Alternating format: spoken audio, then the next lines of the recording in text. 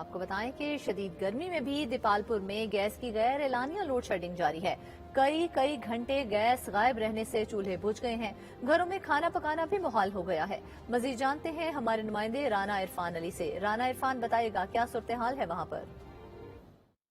جی بالکل، اس وقت میں موجود ہوں تحصیل دیپالپور میں۔ کہنے کو تو پنجاب کی سب سے بڑی تحصیل دیپالپور ہے، لیکن بدقسمتی سے اگر ادھر وسائل کی بات کریں تو چھوٹے قصبے سے بھی کم نظر آتے ہیں۔ بہت سے سیاستدان ادھر آئے، وعدہ کیا، لیکن ادھر کے جو مسائل ہیں اس پہ کسی نے نظر نہیں ڈالی۔ ایسے ہی ایک مسائل پر ہم ادھر موجود ہیں کہ جیسے سوئی گیس کی جو غیر اعلانیہ لوڈ شیڈنگ ہے وہ بہت زیادہ ہو چکی ہے، اس کا درانیہ 12 سے 13 گھنٹے ہو چکا ہے۔ دیپالپور کے شہریوں میں کافی زیادہ پریشانی ہے، کچھ لوگ تو کھانا اور ناشتہ کھانے بغیر ہی اپنے کاموں پر جانے پر مجبور ہے، کچھ لوگ بھاری رقم بھر کر لکڑیاں اور LPG خریدنے پر مجبور ہے۔ دیپالپور کے شہریوں نے کئی دفعہ اس پہ احتجاج بھی کیا، لیکن کسی نے اس طرف کوئی توجہ نہیں دی۔ اب بھی دیپالپور کے شہریوں نے نگران سیٹ اپ سے یہ توقع لگا بیٹھے ہیں کہ اس پہ دیپالپور پہ نظر ڈالیں اور جو غیر اعلانیہ لوڈ شیڈنگ ہو رہی ہے اس پہ توجہ دیں تاکہ ہماری جو زندگیاں ہیں وہ سکھ کا سانس لے سکیں۔ جی ٹھیک ہے رانا عرفان، شکریہ آپ کا۔